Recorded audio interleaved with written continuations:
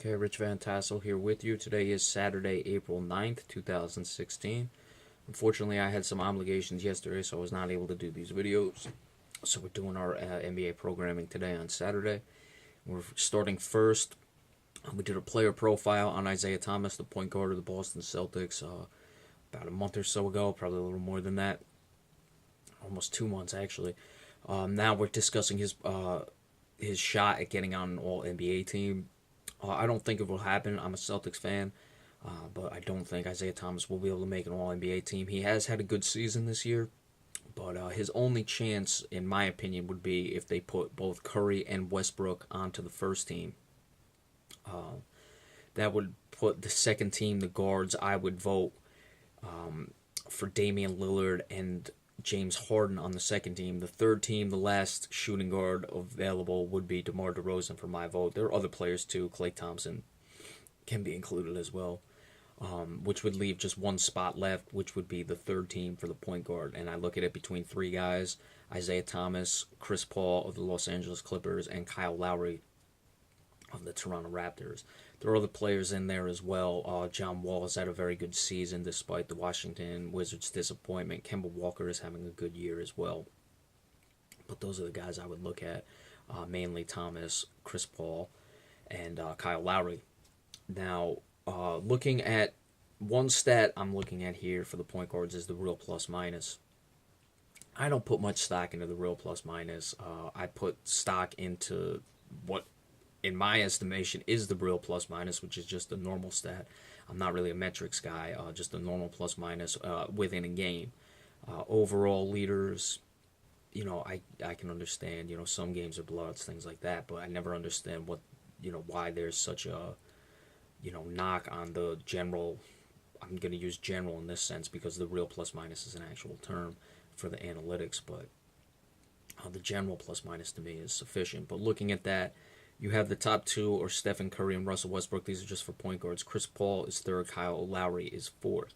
Now, going down the list, Isaiah Thomas is only number 12. There are guys like Patty Mills, Goran Dragic, Kemba Walker, Ricky Rubio, so some bad players on some bad teams. So you would look at that and say, well, Chris Paul and Kyle Lowry clearly have the advantage.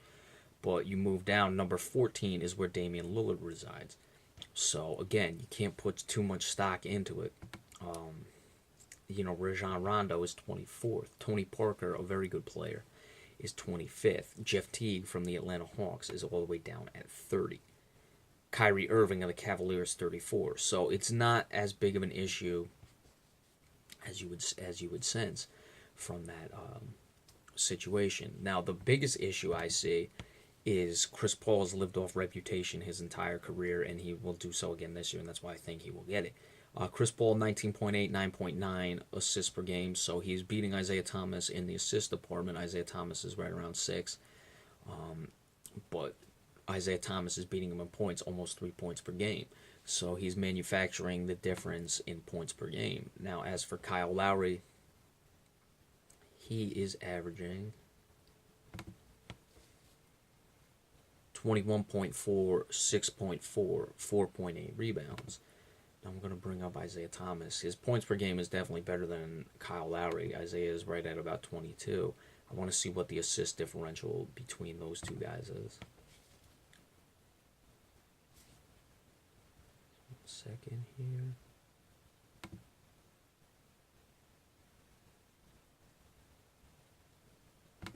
Isaiah Thomas.